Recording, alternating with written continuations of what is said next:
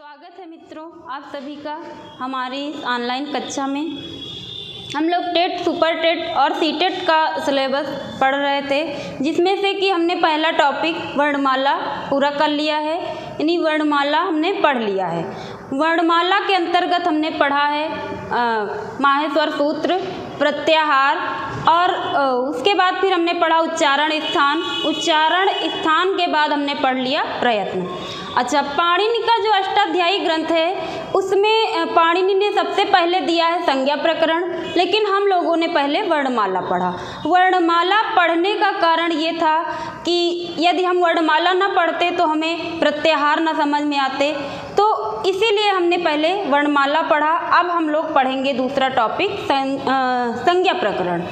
चलिए सबसे पहले ये देख लेते हैं, श्लोक है प्रारभ्यते न खलु विघ्न भयेन नीचै प्रारभ्य विघ्न निहिता विरमन्ति मध्या विघ्नै मुहुः अपि प्रतिहन्यमाना प्रारब्धम उत्तम जना न परित्यजन्ति। मतलब इसमें क्या कहा गया है कि प्रारभ्यते न खलु विघ्न भयेन नीचै, यानी जो नीच लोग होते हैं वो प्रारंभ ही नहीं करते। क्या? कोई भी कार्य वो प्रारंभ ही नहीं करते, इस डर से कि इसमें विघ्न आएंगे, हम इसको कर नहीं पाएंगे। तो जो नीच लोग होते हैं, निम्न कोटि के लोग होते हैं, वो भी किसी भी कार्य को शुरू करने से पहले ही डर जाते हैं कि इसमें बहुत सी बाधाएं आएंगी।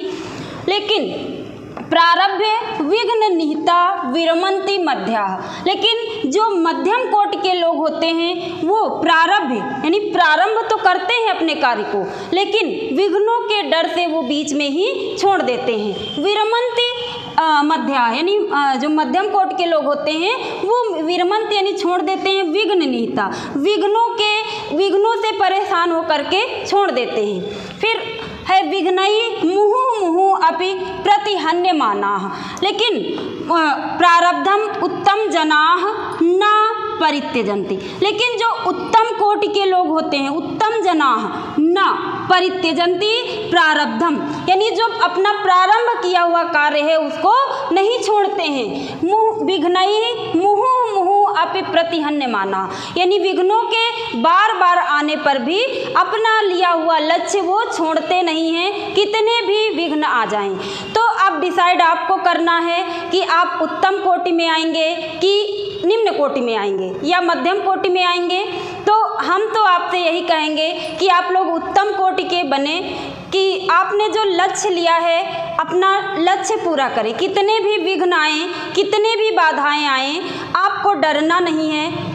जब आप डरेंगे नहीं, अपने लक्ष्य पर, अपने संकल्प पर प्रण करके रहेंगे, तो आपको एक दिन सफलता अवश्य मिलेगी। देखिए, जब हम कोई भी तैयारी करते हैं, कोई भी परीक्षा देते हैं, तो असफलताएं मिलती हैं।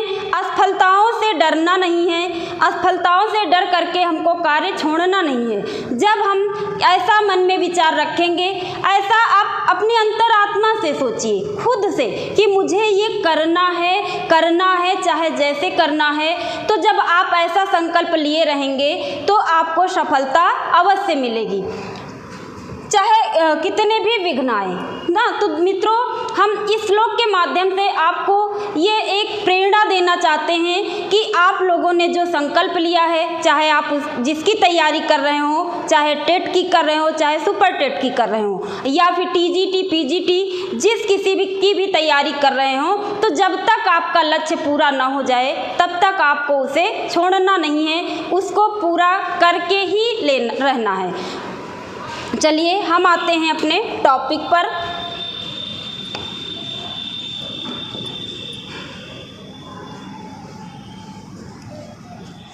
आज का हमारा टॉपिक है संज्ञा प्रकरण, यानी व्याकरण में जो संज्ञा दी है, यानी पाणिनि ने अपने अष्टाध्यायी में कुछ विशेष नाम दिए हैं। वो नाम जो दिए हैं उनके लिए सूत्र आते हैं। तो यहाँ सूत्र से क्वेश्चन आते हैं। सूत्र के अलावा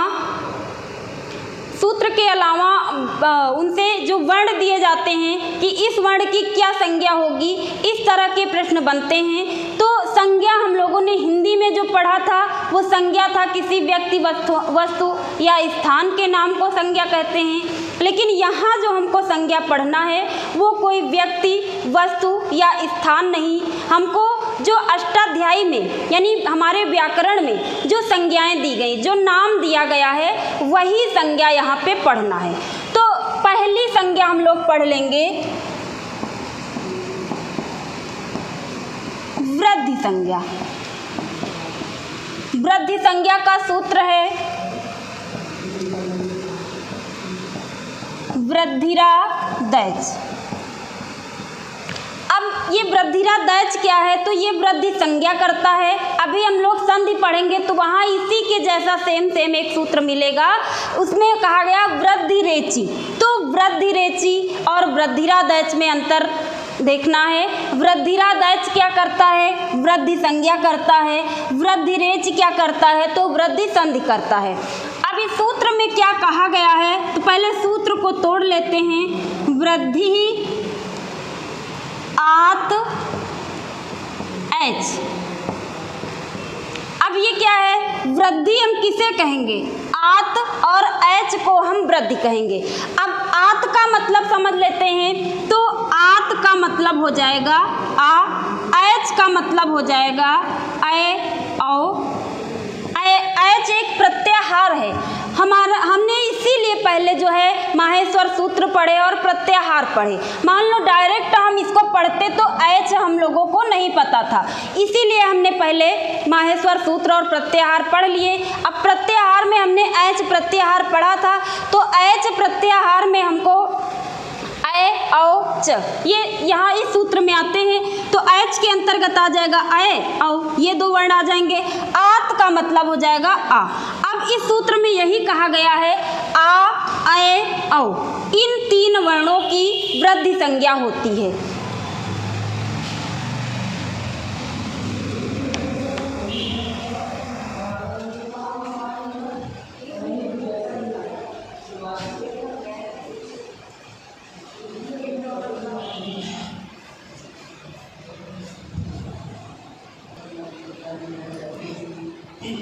आ, ए, औ, इन तीन वर्णों की वृद्धि संज्ञा होती है। अब ये वर्ण दे करके पूछा जा सकता है कि निम्नलिखित में से किसकी वृद्धि संज्ञा होगी या किसकी वृद्धि संज्ञा नहीं है। इस तरह के प्रश्न बनते हैं, तो आप लोग याद रखेंगे खाली आ, ए, औ, इन तीन वर्णों की वृद्धि संज्ञा होती है। अब किसी शब्द में भी दे करके पूछ लिया जा सकता है, पूछ लिया जाए सदैव में किसकी वृद्धि संज्ञा हुई है या कौन वृद्धि संज्ञक वर्ण है, तो सदैव में जो दा में अय लगा है इसको हम वृद्धि कहेंगे। और औ क्या है, जैसे कहा जाए महौषधि, पूछ लिया जाए महौषधि में किसकी वृद्धि संज्ञा हुई है, तो आप कहेंगे कि औ, जो औ है, हा में औ लगा है, इसकी वृद्धि संज्ञा हुई है। आ का देख लेते हैं उदाहरण, जैसे सुखारता। सुखारता में जो ये आ आया है, आर, आर हो गया है, इसका होता है जब तोड़ेंगे तो होगा सुख रिता। अब यहाँ पे देखिए गुण होना चाहिए था, आ और री के बीच में संधि होती, तो यहाँ गुण संधि होती तो बनता अर, अर ना हो करके आर हो गया, तो यही आ को जो आ हो गया इसी को वृद्धि कहा जाएगा। मतलब जो आ की जगह पे आ हो गया इसे वृद्धि कहेंगे। सुखारता, दुखारता, इनमें ये जो आ रहा है इसकी वृद्धि संज्ञा हुई है।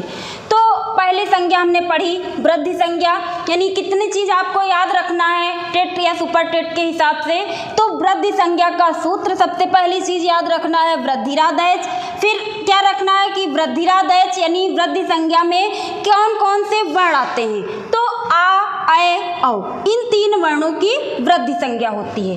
फिर हम देख लेते हैं शब्द में, जैसे पूछ लिया गया सदैव में कौन सी संज्ञा है या सदैव में किसकी वृद्धि संज्ञा हुई है, तो अय की वृद्धि संज्ञा हुई है। महौषधि में औ की वृद्धि संज्ञा हुई है। सुखारता में जो आ आया है इसकी वृद्धि संज्ञा हुई है। तो पहली संज्ञा हमने पढ़ ली वृद्धि संज्ञा। पाणिनि का जो अष्टाध्यायी ग्रंथ है उसका सबसे पहला सूत्र ही यही है वृद्धिराज दैच। यानी पाणिनि ने अष्टाध्यायी में सबसे पहले संज्ञाओं का वर्णन किया है, तो संज्ञाओं में से भी सबसे पहले उन्होंने वृद्धि संज्ञा का वर्णन किया है। और कभी कभी क्वेश्चन ऐसा बन जाता है कि पाणिनि के अष्टाध्यायी का सबसे पहला सूत्र कौन है, तो आप याद रखेंगे कि वृद्धिराज दैच जो है इनके अष्टाध्यायी का सबसे पहला सूत्र है।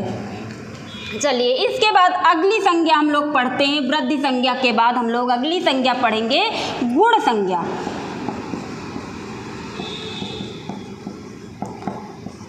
गुण संज्ञा में क्या कहा गया है, इसके लिए सूत्र दिया है अदेंग गुणा, यानी अदेंग गुणा। अदेंग का मतलब है अत, तोड़ेंगे सूत्र को, एंग गुण। आप अभी जब संधि पढ़ेंगे गुण संधि तो वहाँ भी इसी के जैसा एक सूत्र मिलेगा। आप यहाँ पे पढ़ रहे हैं अदेंग गुणा, गुण संज्ञा करता है और आपको सूत्र मिलेगा आद गुणा। आद गुणा क्या करता है, तो आद गुणा करता है गुण संधि। अब देख लेते हैं अदेंग गुणा, यानी क्या कहा गया, अत। अत का मतलब आ, एंग का मतलब ए ओ। ए ओ अंगा होता है हमारा जो तीसरा माहेश्वर सूत्र है उसमें आता है ए ओंग, वहीं से ले लेंगे ए ओ, अंगा को छोड़ देंगे क्योंकि ये हलंत है। तो एंग प्रत्याहार में यही दो वर्ण आते हैं, तो इसको ऐसे समझ सकते आ ए ओ, इन तीन वर्णों की गुण संज्ञा होती है। पूछा गया है, आप लोग पिछले साल के पेपर देख सकते हैं, उसमें पूछा गया है कि निम्नलिखित में से कौन सा गुण संज्ञक वर्ण है। तो आप देख लेंगे बस यही तीन जो आप देखेंगे आ ए ओ, ये तीन जो वर्ण हैं ये गुण संज्ञक वर्ण हैं। इसके बाद देख लेते हैं शब्द में कैसे पूछा जा सकता है। पूछ लिया जाएगा रमेशः, रमेशः में किसकी गुण संज्ञा हुई है, तो रमेशः में जो ए आया है माँ में उसकी गुण संज्ञा हुई है। ओ जैसे है सूर्योदय, सूर्योदय में किसकी गुण संज्ञा हुई है, तो आप कहेंगे सूर्योदय में जो ओ है इसकी वृद्धि गुण संज्ञा हुई है। फिर उसके बाद आ वाला देख लेते हैं। आप देखते हैं महर्षि, महर्षि एक शब्द है, इसमें यहाँ पे आता है अर, यानी महाधन ऋषि होता है, तो आ ऐसे होता है महाधन ऋषि। तो इधर आ था, इधर री था, आ और री के स्थान पे अर हो जाता है, तो जो आ के स्थान पे आ हो गया है इसे ही कहेंगे गुण।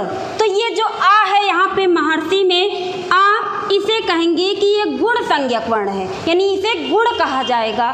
तो बस इतनी चीज़ याद रख लेना है कि गुण संज्ञा का सूत्र क्या है, अदेंग गुणा। किन किन वर्णों की गुण संज्ञा होती है, आ ए ओ, इन तीन वर्णों की गुण संज्ञा होती है।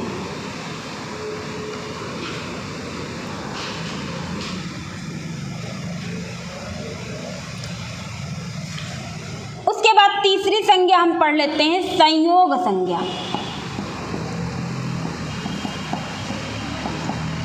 संयोग संज्ञा के लिए सूत्र दिया गया है हलोनंतराः संयोग।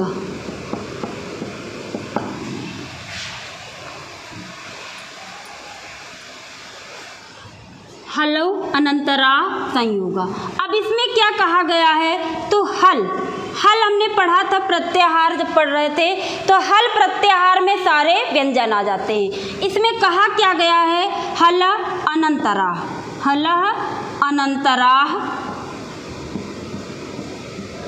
अनंतरा माने अलावा, यानी हल प्रत्याहार, यानी हल जो है व्यंजन, व्यंजन के अलावा बीच में कुछ ना आए, तो इसको ऐसे समझ सकते हैं कि जब दो व्यंजन एक साथ आ जाएं, उनके बीच में कोई स्वर ना आए, तो उन दोनों व्यंजनों की संयोग संज्ञा हो जाती है। कैसे, आप उदाहरण देख करके समझ सकते हैं।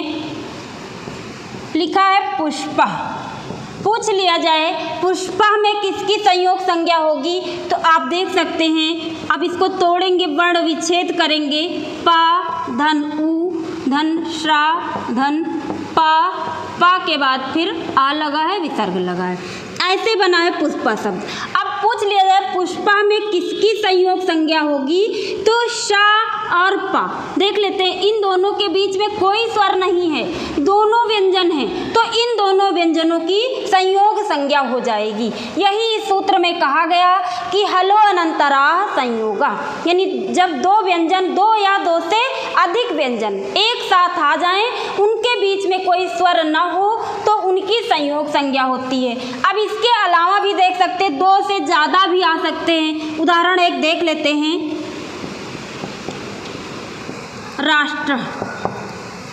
राष्ट्र में पूछ लिया जाए किसकी संयोग संज्ञा होगी, तो आप वही करेंगे, वर्ण विच्छेद कर लेंगे।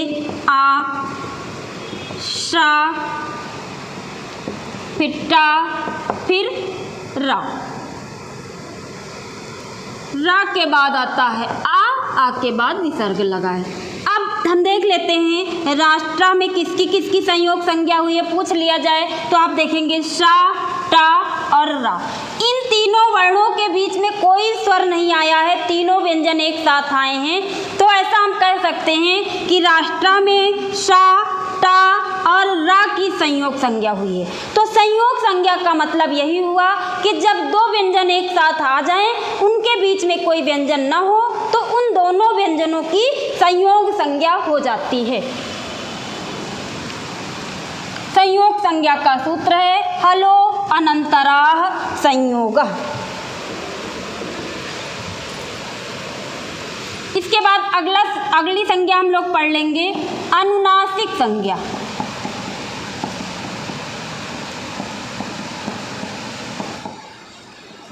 अनुनासिक संज्ञा, इसमें क्या कहा गया है, अनुनासिक संज्ञा, इसके लिए सूत्र दिया गया है, मुख नासिका वचनो नुनासिका।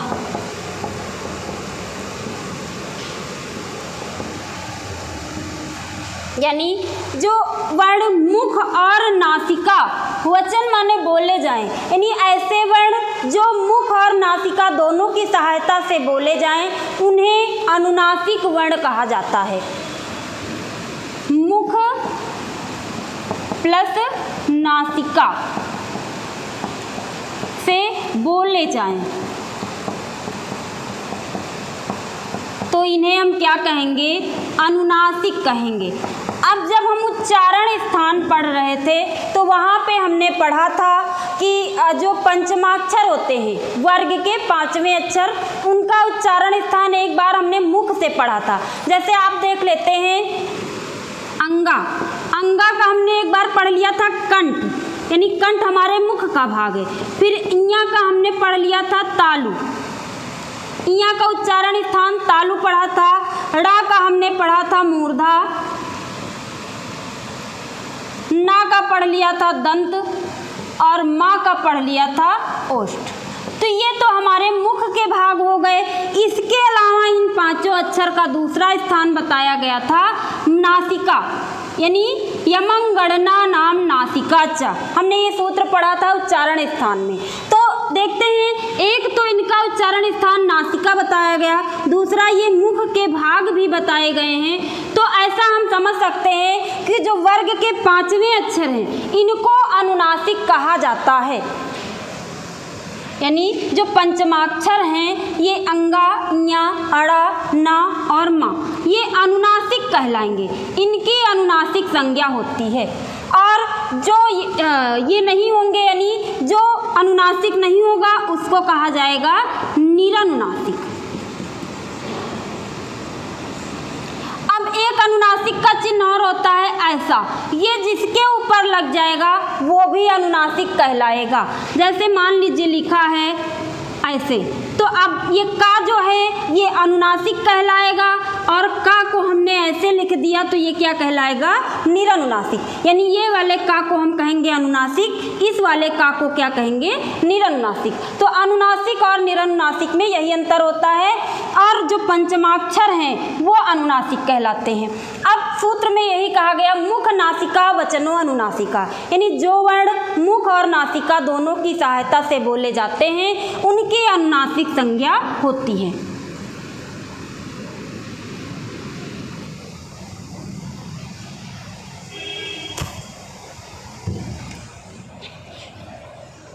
इसके बाद अगली संज्ञा हम लोग पढ़ लेते हैं, सवर्ण संज्ञा।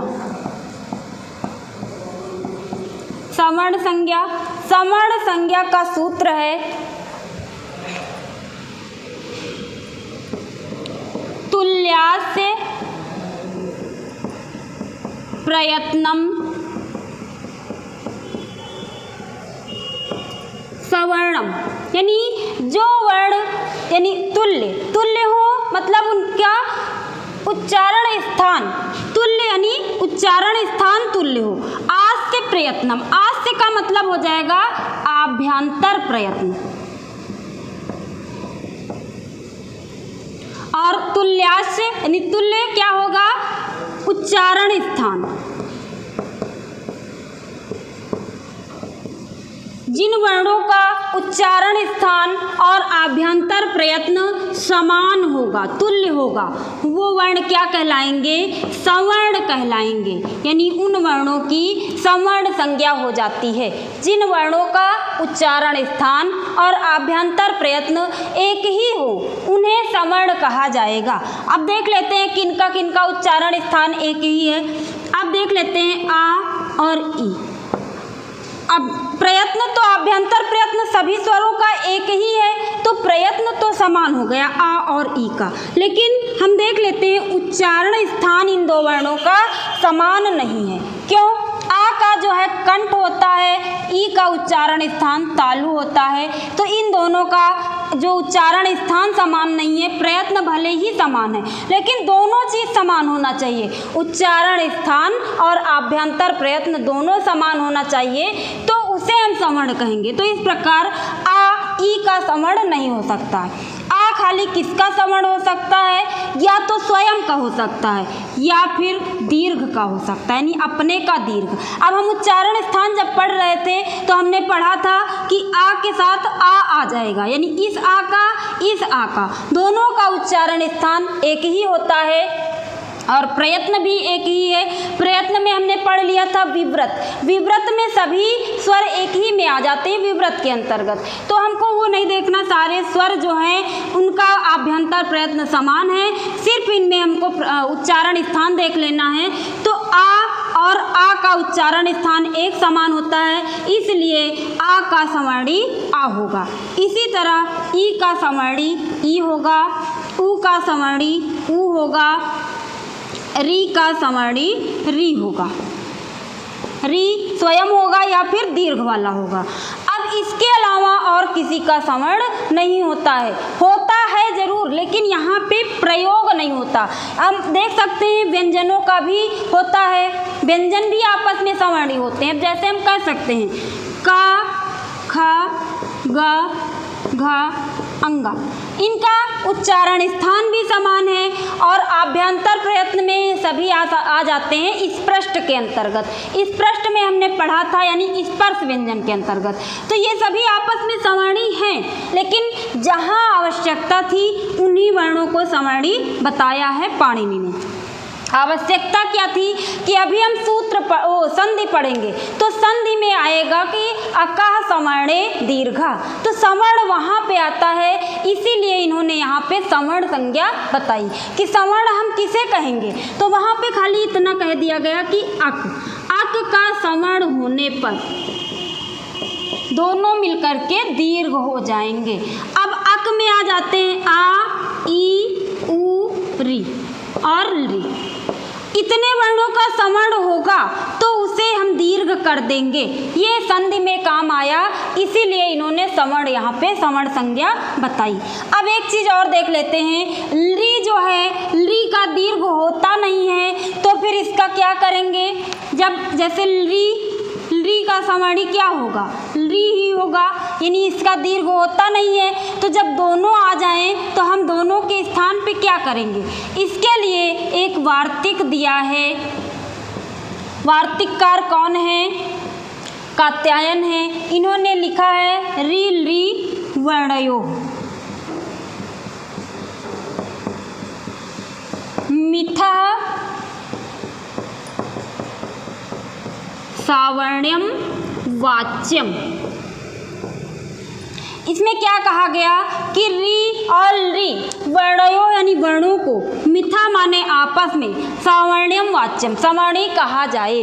क्यों कहा जाए, क्योंकि री का दीर्घ होता नहीं, और जब री का सवर्णी री आ गया तो क्या हो जाएगा, तो री हो जाएगा। ऐसा इन्होंने वार्तिक में कहा कात्यायन ने। यानी सबसे पहले हमने पढ़ा कि पाणिनि आए थे, उन्होंने अष्टाध्यायी लिखा। पाणिनि के बाद आए कात्यायन, उन्होंने वार्तिक लिखा।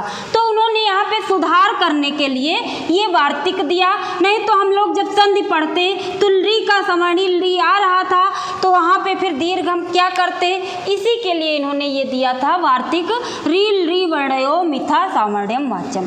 अब यहाँ पे आपसे पूछ लिया जाए कि री जो वर्ण है इसका सवर्णी कौन होगा या इसका सवर्ण कौन माना जाएगा, तो री का सवर्ण री हो जाएगा, या तो री स्वयं होगा या फिर री होगा इसका सवर्ण। तो ये तो थी सवर्ण संज्ञा। इसके बाद अगली संज्ञा हम पढ़ लेते हैं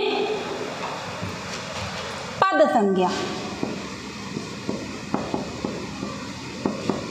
पद संज्ञा के लिए सूत्र दिया सुप तिगंतम पदम।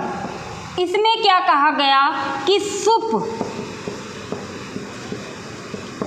तिंग अंतम पदम। सूत्र का ये है, सूत्र में यही कहा गया कि सुप तिंग अंत में हो उनको पद कहा जाएगा। मतलब हम ऐसे समझ लेते हैं कि सुप प्रत्यय लग करके और तिंग प्रत्यय लग करके जो शब्द बन जाते हैं उन्हें पद कहा जाता है। ऐसे समझ लेते, जैसे राम लिखा है, अब इसमें सुप या तिंग कोई प्रत्यय लगा नहीं है, राम, तो राम ये शब्द कहलाएगा, ये पद नहीं कहलाएगा। क्यों? क्योंकि इसका कोई रूप नहीं बना। यानी सुप और तिंग प्रत्यय लग करके क्या करते हैं, रूप बनाते हैं। तो जब सुप प्रत्यय लगेगा राम में सु लग जाएगा तो शब्द बन जाएगा रामः। अब ये रामः जो बन गया इसे पद कहा जाएगा, इसे शब्द या प्रातिपदिक नहीं कहा जाएगा, इसे शब्द कहा जाएगा। और ये जो राम था इसे हम शब्द कह सकते हैं, प्रातिपदिक कह सकते हैं। तो जब सुप और तिंग प्रत्यय लग जाते हैं और शब्दों के रूप बन जाते हैं उन्हें ही पद कहा जाता है। अब यहाँ से प्रश्न ये पूछा जाता है कि सुप प्रत्ययों की संख्या कितनी है। तो आप देख लेंगे सुप प्रत्यय जो हैं शब्द रूप बनाते हैं, यानी शब्दों के साथ लगते हैं। तो शब्दों के साथ लगते हैं, हम शब्द रूप पढ़ते हैं 21 जगह, यानी 3 वचनों में और 7 विभक्तियों में। तो 7 विभक्तियों के 3 वचनों में मिल करके 21 प्रत्यय हो जाते हैं। 21 जगह रूप बनाते हैं किसी भी शब्द का। संज्ञा हो सकता है, सर्वनाम हो सकता है, संज्ञा, सर्वनाम या विशेषण के रूप बनाते हैं शुप प्रत्यय लग करके, और इनकी संख्या है 21। अब तिंग प्रत्यय देख लेते क्या है। तो तिंग प्रत्यय जो हैं इनकी संख्या है 18। 18 क्यों है? जब हम कोई धातु रूप पढ़ते हैं तो 3 पुरुष और 3 वचनों में पढ़ते हैं। तो इस प्रकार से हमने लट लकार का पढ़ लिया, तो लट लकार का प्रथम पुरुष, मध्यम पुरुष, उत्तम पुरुष, एक वचन, द्विवचन और बहुवचन। तो इस तरीके से इनकी संख्या हो जाती है 9। अब 9 जो हुई वो परस्मय पद रूप बना, और यही 9 आपका आत्मनेय पद रूप भी बन जाता है। तो परस्मय पद बनाने के लिए अलग प्रत्यय हैं तिंग, और आत्मनेय पद बनाने के लिए अलग हैं। तो ये 9 मिला करके 18 हो जाती है तिंग प्रत्ययों की संख्या। चलिए देख लेते हैं कौन से प्रत्यय हैं। यहाँ प्रत्यय से आपके यहाँ सवाल नहीं आएगा, आपके यहाँ संख्या से पूछा जा सकता है और पूछा जा सकता है किनके साथ लगते हैं।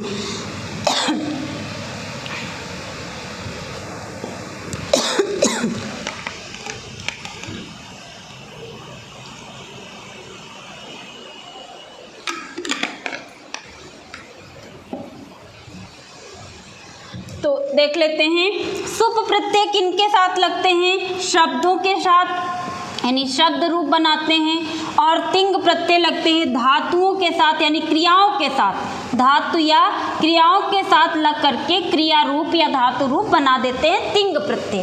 देख लेते हैं सुप प्रत्यय हैं क्या। हमने 7 विभक्तियों के तीनों वचनों में रूप पढ़े। जैसे आप पढ़ते रामः रामो रामाः, रामम रामो रामान, रामेण रामाभ्याम रामई। तो ये रूप बने कैसे? तो ये कुछ प्रत्यय हैं, सु औ जस, अम औट शस, टा भ्याम भिष, गे व्याम भैस, गशी भ्याम भैस,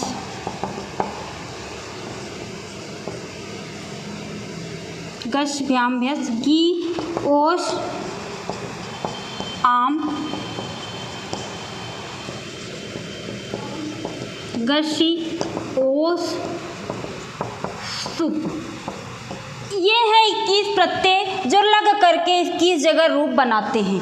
अब देख लेते हैं कि सु पहला हुआ और पा लास्ट में आया, तो इस सु और इस पा को लेकर के बना दिया गया आपका सुप प्रत्यय। यही सुप प्रत्यय है और इन्हीं की संख्या आपके यहाँ टेट और सुपर टेट में पूछी जाती है कि सुप प्रत्ययों की संख्या कितनी है, तो 21 है। तिंग प्रत्यय देख लेते हैं, तो आपके 9 बनेंगे परस्मय पद में रूप और 9 बनेंगे आत्मनेय पद में। पूरे को मिला के तिंग कहा जाता है। इसमें क्या आता है? तिप, तस, झी, सिप, थस, था, मिप, वस, मत। ये हो गए परस्मय पदी में। फिर आत्मनेय पदी में बन जाता है ता, आताम, झ, थास, आथाम, ध्वम, इड, वही, महीन। तो ती यहाँ से ले लिया गया, अंगा यहाँ से ले लिया गया, मिला करके बना दिया गया तिंग। तो ये है तिंग प्रत्यय और ये है सुप प्रत्यय। अब आपसे प्रत्यय के अंदर से सवाल कहीं से नहीं पूछा जाएगा टेट और सुपर टेट में, ये हायर लेवल का है। लेकिन आपको संख्या बताने के लिए हमने यहाँ पे लिखा है कि इनकी संख्या 21 क्यों है और इनकी संख्या 18 क्यों है। तो 21 हम ऐसे, आप लोग ऐसे याद कर सकते हैं कि हम कोई भी शब्द का रूप पढ़ते हैं तो उसको 7 विभक्तियों के तीनों वचनों में पढ़ते हैं तो उसकी संख्या 21 होती है। और तिंग प्रत्यय आप लोग ऐसे याद कर लेंगे कि 9 रूप तो हम पढ़ते हैं, यानी परस्मय पदी में। जैसे पठति, पठता, पठन्ति, पठसि, पठथा, पठथ, पठामि, पठावा, पठामा, ऐसे रूप बनता है। फिर आत्मनेय पदी में भी बन जाएगा पठ्यते, पठ्यते, पठ्यन्ते, पठ्यसे, पठ्येथे, पठ्यध्वे, पठ्ये, पठ्यवाहे, पठ्यामहे, ऐसे रूप बन जाएगा आपका आत्मनेय पदी में। तो आत्मनेय पद का कहीं आप लोगों को प्रयोग में नहीं आता है, इसलिए इसको याद नहीं करना रहता है। परस्मय पद का प्रयोग में आता है, इसलिए इसको याद करना रहता है। तो आप लोग खाली इतना याद रखेंगे कि 9 हम जो रूप पढ़ते हैं उसके अलावा भी 9 हैं। आपका खाली आत्मनेपदी का काम कहाँ लगेगा, जब हम लोग वाच्य पढ़ेंगे वहाँ पे प्रयोग होगा। यानी कर्तृवाच्य में परस्मैपदी का रूप प्रयोग होता है, कर्मवाच्य और भाववाच्य में आत्मनेपद का रूप प्रयोग होता है। तो हम लोग पढ़ रहे थे पद संज्ञा। पद संज्ञा का सूत्र है सुप तिङन्तं पदम, मतलब सुप और तिंग प्रत्ययों से जो युक्त होंगे उन शब्दों को, उन प्रातिपदिकों को पद कहा जाएगा। इतनी सी परिभाषा है। और सुप प्रत्ययों की संख्या 21, तिंग प्रत्ययों की संख्या 18।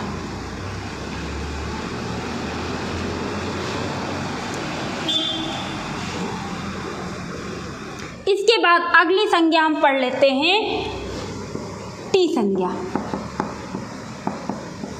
इसमें क्या कहा गया है, अचो अंत्यादि टी, यानी इस संज्ञा में क्या कहा गया, अचो यानी अचः, अंत्यादि अंतिम, अंत्य आदि,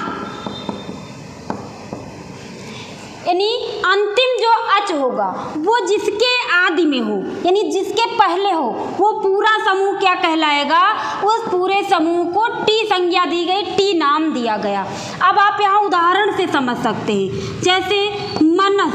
अब मनस में पूछ लिया जाए किसकी टी संज्ञा हुई है, तो आप पहले तो हमको अच देखना है, अच यानी स्वर देखना है कि इसमें स्वर कौन से हैं। तो पहले हम वर्ण विच्छेद करेंगे, म आ, न आ, उसके बाद आया है सा। सा में आ नहीं लगा इसलिए ये हलंत है। तो अब हमको यहाँ पे देख लेना है कि कौन कौन से स्वर हैं। आ ये स्वर है, ये स्वर है।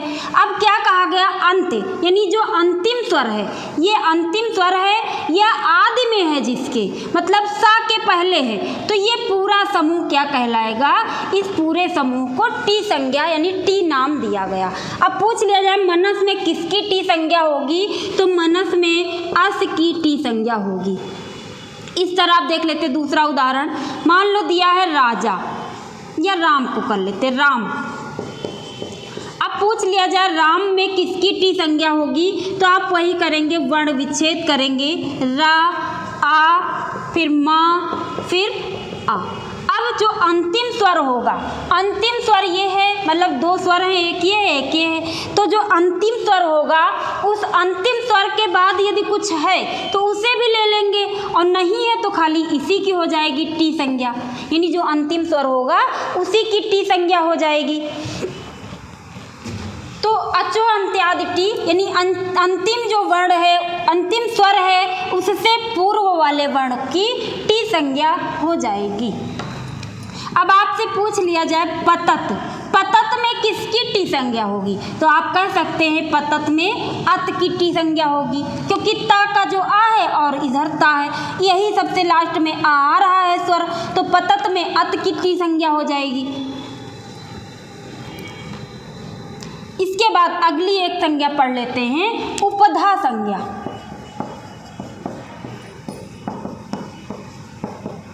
उपधा संज्ञा में क्या बताया गया, अलो अंत्यात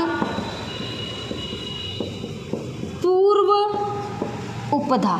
अभी तक उसमें हमने क्या पढ़ा था, अच, इसमें क्या कहा गया, अलो, यानी अलह अंत्यात पूर्व, अंत्यात मतलब अंतिम,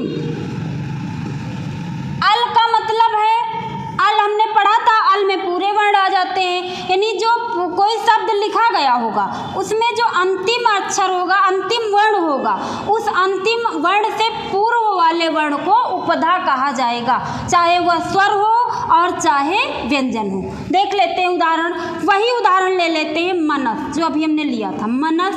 मनस में किसकी टी संज्ञा हुई थी, तो अस की। अब मनस में पूछ लिया जाए उपधा किसकी होगी, तो वर्ण विच्छेद करके देखते हैं, ना आ सा। अब पूछ लिया जाए इसमें उपधा किसकी होगी, तो उपधा आ की होगी। अंतिम जो वर्ण हो, चाहे स्वर हो चाहे व्यंजन, उससे पूर्व वाले वर्ण को उपधा कहा जाएगा। राम, हमने राम लिखा था, राम को भी देख लेते हैं, रा धन आ धन मा धन आ। अब अंतिम जो वर्ण है उससे पूर्व वाले वर्ण को उपधा कह दिया जाए।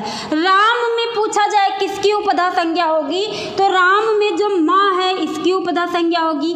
मनस में किसकी उपधा संज्ञा होगी, मनस में आ की उपधा संज्ञा होगी। मतलब अंतिम वर्ण से एक पहले वाले वर्ण को हम उपधा कहेंगे। इसके बाद एक संज्ञा और पढ़ लेते हैं। संज्ञाएं तो बहुत सारी दी हैं पाणिनि ने, लेकिन हम लोगों को खाली उतनी ही पढ़ना है जो आपके यहाँ टेट सुपर टेट में आ सकता है। एक संज्ञा पढ़ लेते हैं, संयोग संज्ञा।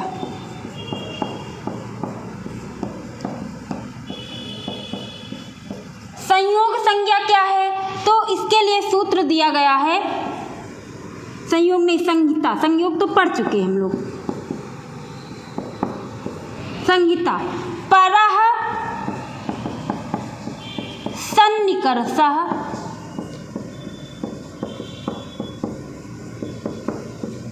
संहिता, यानी परः का मतलब है जो आपस में, परः आपस में, सन्निकर्षः हो यानी एक दूसरे के निकट हो, उनकी संहिता संज्ञा हो जाती है। यानी कोई दो वर्ण अत्यंत निकट आ जाएं तो उनकी क्या हो जाएगी, संहिता संज्ञा हो जाएगी। और जिनकी संहिता हो जाती है उन्हीं के बीच में संधि होती है।